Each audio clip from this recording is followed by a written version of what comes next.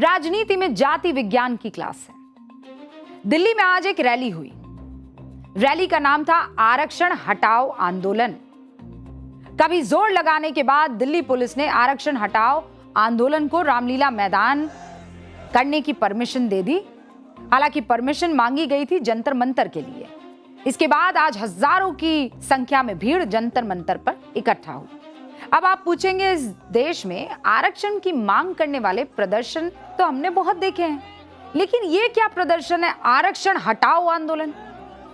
इसकी तो बहुत चर्चा कभी हुई नहीं। सोशल मीडिया पर थोड़ी बहुत बातें जरूर सुनने को मिल जाती है। आखिर क्यों इस प्रदर्शन की जरूरत पड़ गई? तो आज के प्रदर्शन की मुख्य वजह सबसे पहले आपको बता देती हूं। भारत के संविधान में संविधान निर्माताओं ने एससी वर्ग के लिए 15% और एसटी यानी आदिवासी समाज के लिए 7.5% आरक्षण की व्यवस्था की थी। 1990 में मंडल कमीशन लागू होने के बाद ओबीसी वर्ग को 27% आरक्षण दे दिया गया। यानी इस देश में सरकारी पदों और सरकारी कॉलेजेस में 49.5% सीटें एससी, एसटी और ओबीसी के लिए रिजर्व हो गई है। कितनी? 49.5% सीटें। इसके बाद 2019 में ईडब्ल्यूएस यानी सामान्य वर्ग के गरीब लोगों को 10% आरक्षण दिया गया। इसमें जोड़ दीजिए कितना हो जाता है? अब इस देश में 59.5% नौकरियां और कॉलेज की सीटें आरक्षण से भर गई है। इसी के खिलाफ आज जंतर मंतर पर प्रदर्शन हो रहा है। प्रदर्शनकारी छात्रों की 4 बड़ी मांगे हैं।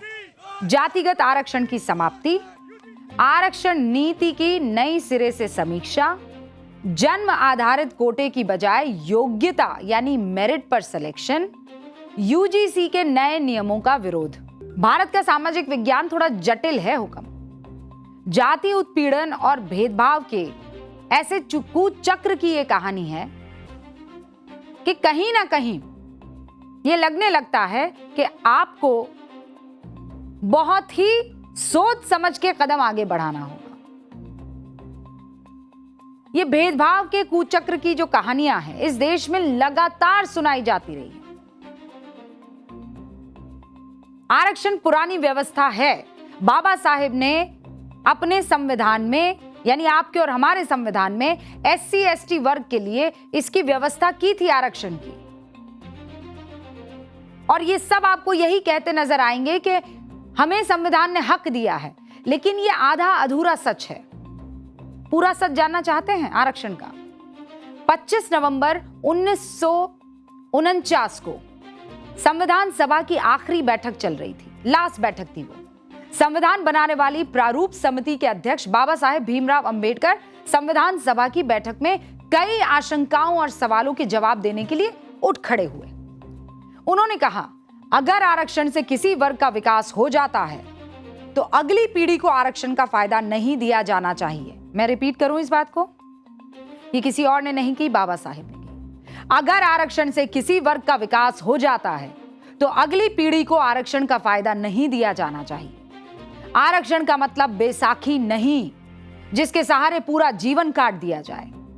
लेकिन भारत की सियासत का खेल देखिए। बाबा साहेब आरक्षण को लिमिट में रखना चाहते थे, लेकिन संविधान लागू होने के 40 साल बाद ओबीसी वर्ग 27% आरक्षण उनको मिल रहा है। संविधान लागू होने के 69 साल बाद ईडब्ल्यूएस आरक्षण लागू कर दिया जा रहा है। मतलब आरक्षण को कम करना था, लेकिन ये तो हुक्म बढ़ रहा है।